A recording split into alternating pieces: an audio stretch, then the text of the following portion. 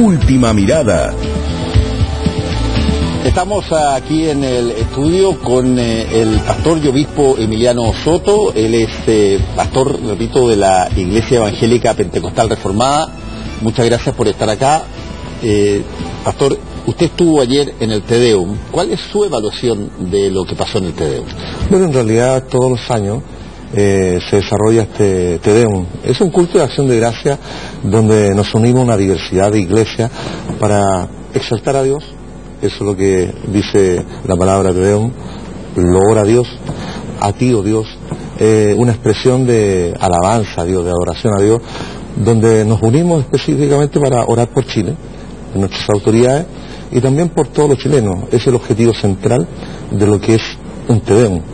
Y la evaluación, lógicamente, esto ha venido variando a través del tiempo, al grado de que a veces se van presentando situaciones que por un lado son externas y a veces están dentro del control de la realidad de la organización, pero también se escapan de esa organización. Y yo creo que en esta oportunidad, en este último Te Deum, hubieron cosas que se fueron más allá de lo normal.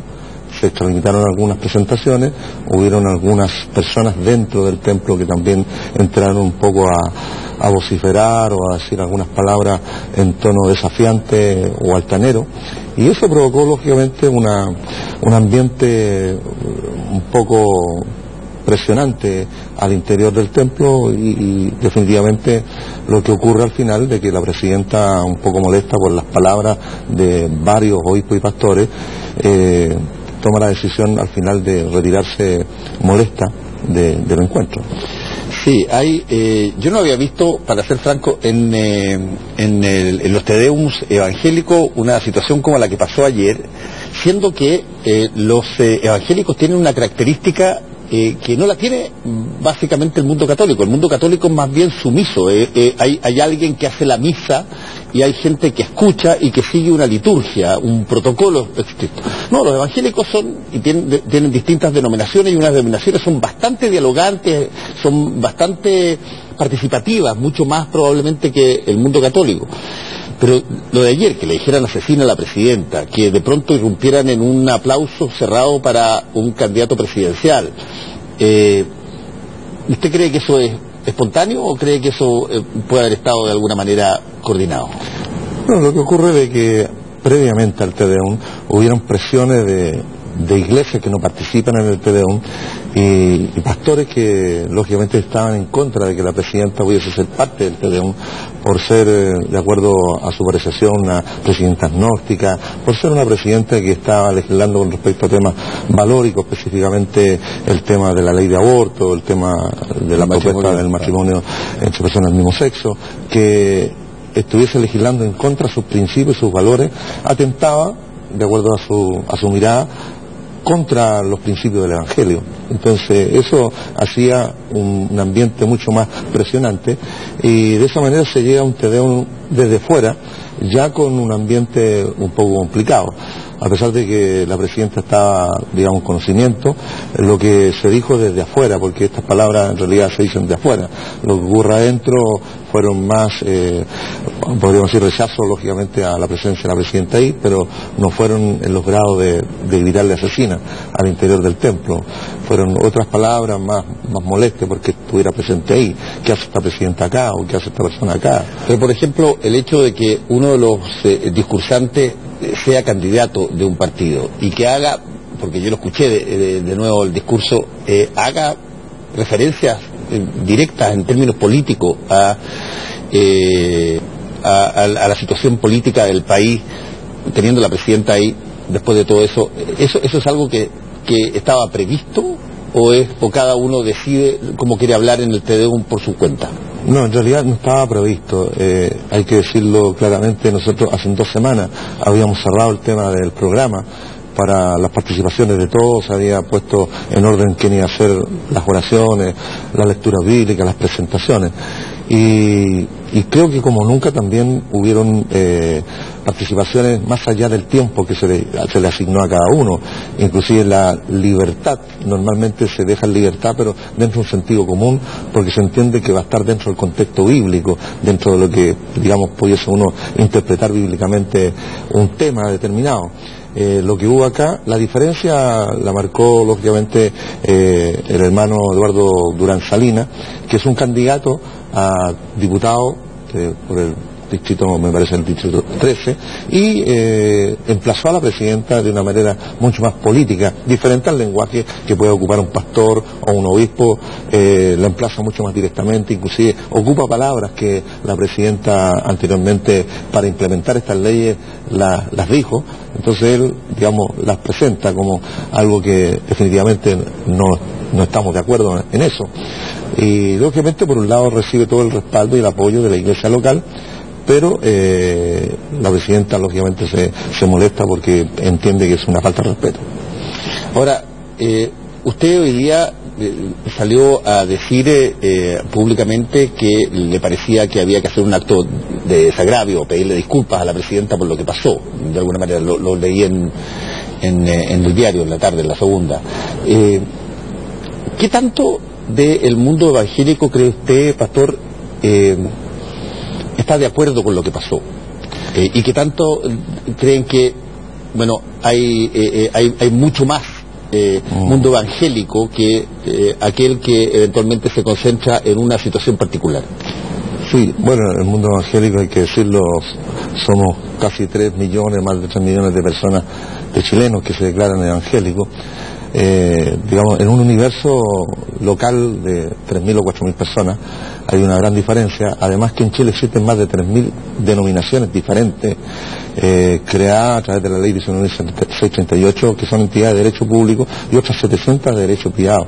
Por lo tanto hay casi 4.000 iglesias diferentes dentro del contexto evangélico. Eso da pie para decir que lo que ocurre en un Te Deum como este, las participaciones podrían ser a lo mejor 100 o más organizaciones y iglesias y corporaciones que dan pie a un Te Deum como este, pero el resto queda fuera porque no participa por a veces motivo, por no estar de acuerdo con las organizaciones, por no ser parte de esa denominación, etcétera. Hay una gran diversidad de iglesias que tampoco participan en esto. Ahora, el hermano evangélico recibe, digamos, la mirada y la perspectiva de sus líderes, y a veces también puede que no esté de acuerdo con la mirada y la perspectiva de sus líderes. Yo creo que en esta oportunidad, con respecto a lo que pasó, el evangélico se está preguntando que no le hubiese gustado lo que hubiese pasado. Y yo creo que ese es tal vez el sentir general. ¿Por qué? Primero porque nuestra institucionalidad en el Estado de Chile es muy feble. Es muy liviana, no tiene una estructura sólida como la Iglesia Católica. Hay que decirlo, y esto es para conocimiento de todos, el acto oficial de un Te Deum evangélico no es un acto oficial de la República de Chile, no es un acto republicano todavía.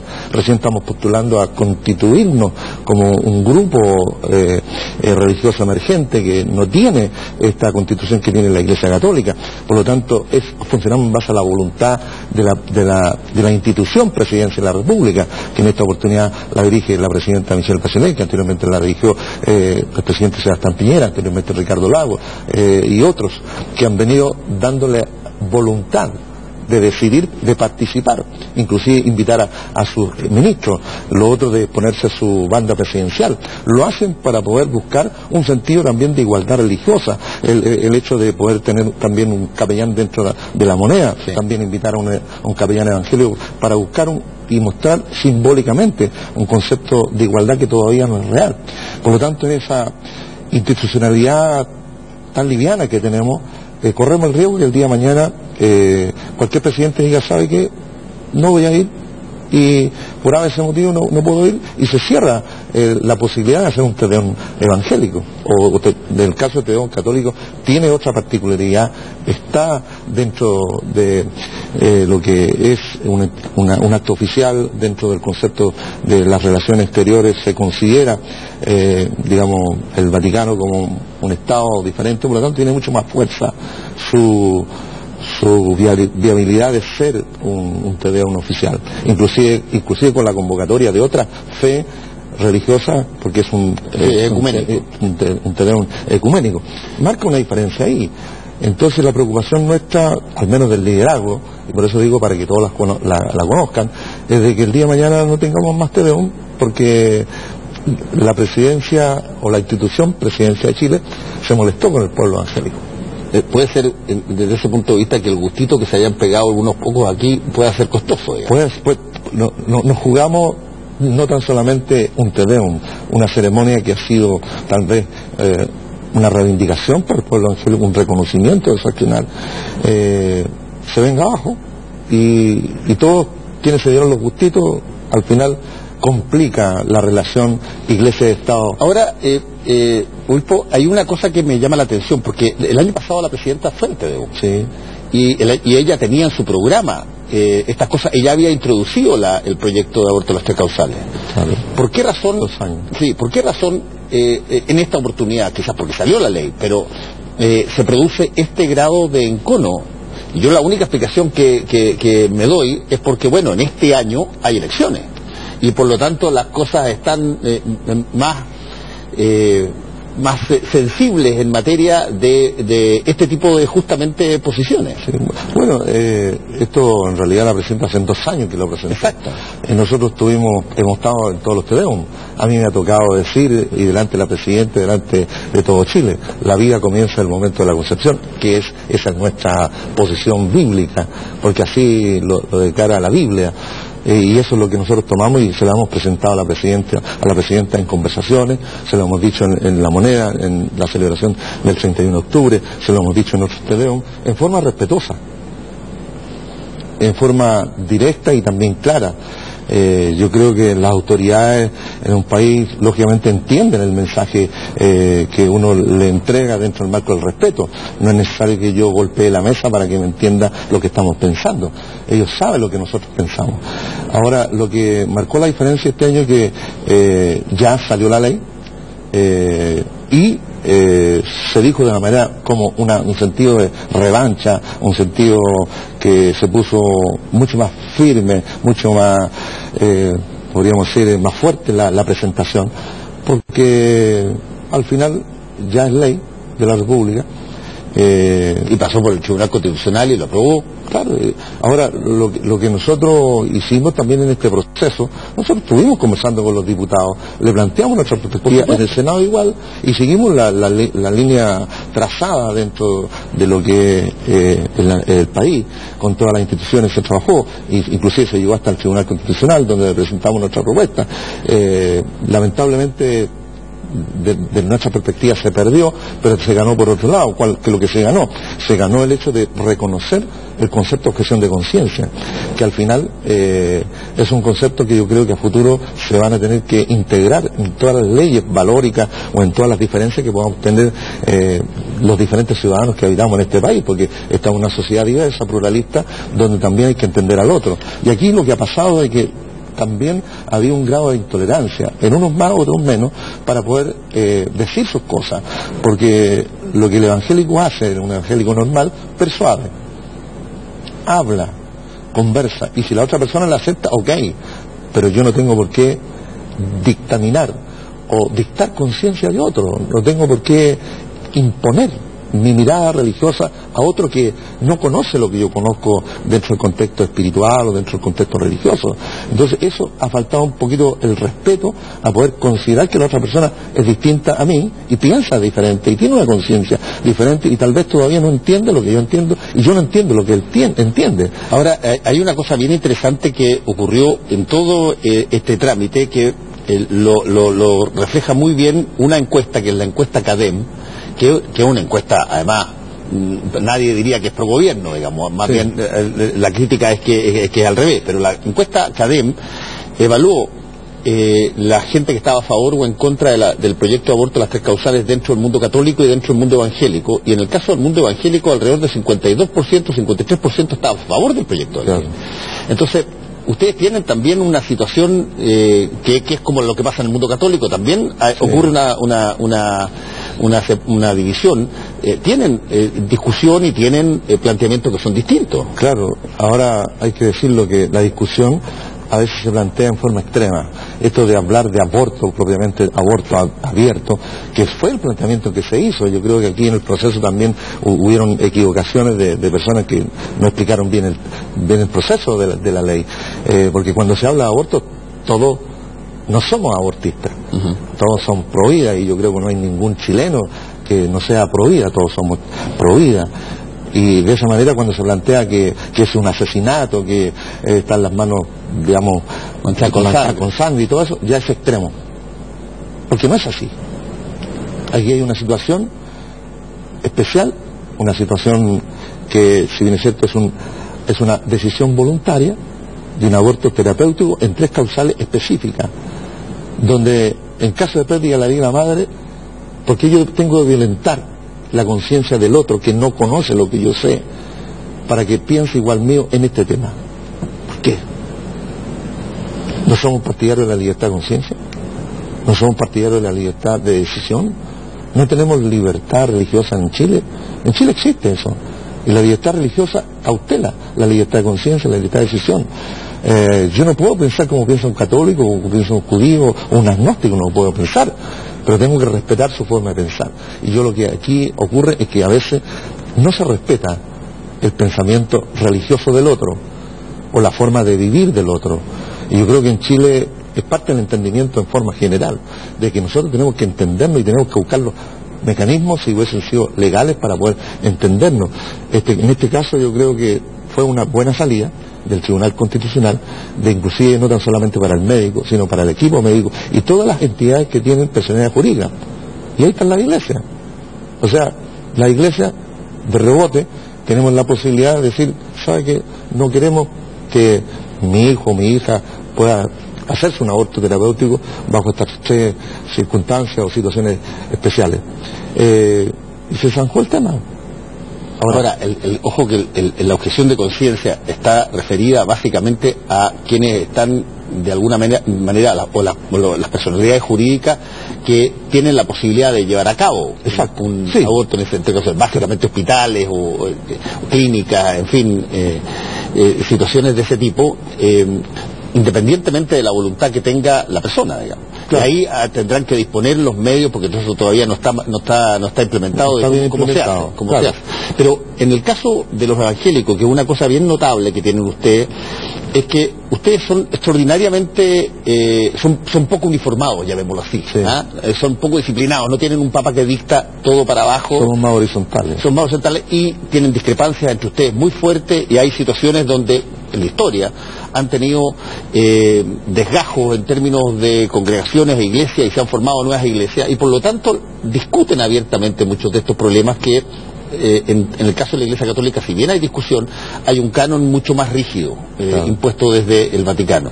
En el caso del aborto de las tres causales, en el caso del matrimonio igualitario, también hay una serie de diferencias al interior. ¿Cómo lo viven ustedes al interior de las distintas iglesias? Bueno, en el caso del aborto de las tres causales hubo más, digamos, participación y lógicamente diversas posiciones. Habían iglesias evangélicas que en caso de pérdida de vida madre ellos asumían esa verdad, o en caso otros que avanzaban más y decían, en caso del feto inviable también había que considerar la conciencia de la persona, y en caso de violación igualmente es una decisión muy íntima, muy de la conciencia de la persona, por lo tanto tampoco caía el hecho de poder imponer el concepto religioso sobre esa persona. Ahora, cuando se piensa de esa manera, hay iglesias en una diversidad de planteamientos ahí. Por eso yo me expreso de esta manera, porque uno ha analizado la diversidad de las iglesias, y lógicamente hay iglesias más intolerantes, más cerradas en su mirada. Una iglesia que dice no bajo ningún punto de vista, o bajo ninguna posibilidad, ninguna excepción. Y hay. Entonces, lo que hay una lucha interna, lógicamente, con respecto a lo que es una presentación moderada del Evangelio y una posición más intolerante del Evangelio. Esto que yo también lo dije en el Te Deum, de que hay gente que a veces que predica un Evangelio que no es bíblico, el Evangelio de la condenación. ¿Cuál es el Evangelio que predicó Cristo? El Evangelio que predicó Cristo es el Evangelio del amor. Se quedaron en el Antiguo Testamento. De la misericordia, del perdón. Si Jesucristo no vino a condenar a nadie, ni a la mujer pecadora, ni a ninguna persona que estuvo alrededor de él, lo condenó. Entonces, ¿por qué yo, siendo seguidor de Cristo, tengo que apuntar con el dedo y condenar todo lo que se hace? ¿Qué evangelio me está predicando ese evangélico o ese cristiano? ¿El evangelio de la condenación? No existe el evangelio de la condenación bíblico. Entonces, ha faltado, yo creo que mucho más preparación en muchos para poder tener una posición con mucho más conocimiento, con mucho más profundidad, y de ese desconocimiento se pasa a una intolerancia que todo es blanco y negro. Si no es vida, es muerte. Y eso es lo que ocurre en muchas iglesias, y lamentamos esa condición, porque al final hay gente también que asusa esa posición hasta caer en una intolerancia de no aceptar absolutamente nada, inclusive la relación con la autoridad. Por ejemplo, yo me puedo relacionar con la presidenta y yo soy político. Me relaciono con la presidenta de este color, entonces yo soy comunista. Me relaciono con Piñera y soy de derecha, porque no existe esa diferenciación de poder comprender que uno está en una posición protocolar ante el Estado de Chile, nombrado por las mismas iglesias, pero el resto, la mirada de afuera, está, no, porque es una persona que tiene una mirada política y es político. Finalmente le quiero preguntar, obispo, en cada elección que yo recuerdo de los últimos 6 o 7 elecciones, surge en algún momento dado la idea de o un partido o varios partidos o corrientes que representan más a los evangélicos que los partidos tradicionales o cualquier otra cosa que ya existe. ¿Qué tanto están comprometidos el mundo evangélico en generar sus propias corrientes políticas determinadas? Bueno, casi como partidos confesionales a la usanza de alguna manera, como lo hicieron los católicos en algún momento dado. Sí, bueno, han habido intenciones de crear la Alianza Nacional Cristiana. En este último tiempo han habido 4 decisiones de grupos referentes evangélicos con la idea de poder o apoyar a algún candidato y de ahí crear un partido político o definitivamente tener un partido político evangélico. Hay varias personas que se declaran evangélicos hoy día, que antes no lo eran, se declaran evangélicos, están postulando al Senado, Iván Moreira, varios más. Esas personas... En Afombá también. Sí, pues ella es luterana. Luterana. Sí. Están siendo respaldados por el mundo protestante por el solo hecho de ellos ser protestantes, o le miran también lo que tienen que proponer.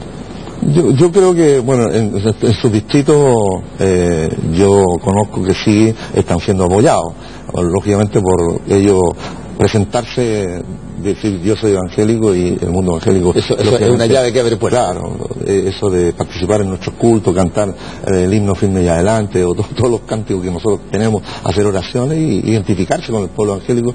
El mundo evangélico está muy ávido, muy necesitado de representación de personas que en un momento dado puedan llevar adelante sus principios y sus valores.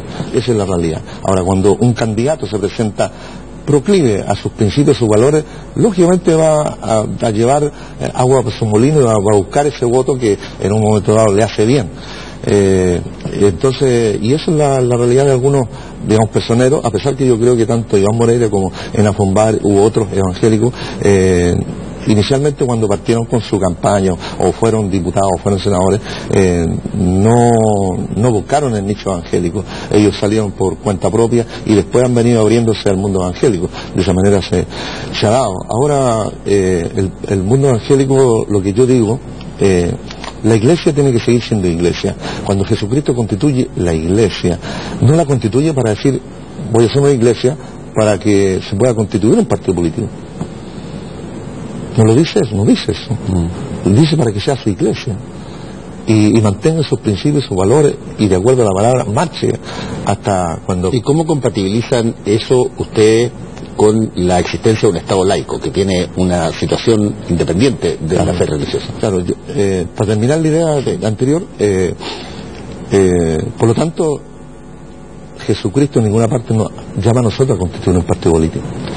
Lo que sí que es importante decir, nuestros hermanos de las iglesias, laicos, que tengan vocación de servicio público, tienen todo su legítimo derecho a acceder a trabajar dentro de un proyecto de país o dentro de un proyecto de un partido político, pero que no se instrumentalice la iglesia, que no se instrumentalice un Tedeum evangélico políticamente, con un pronunciamiento político.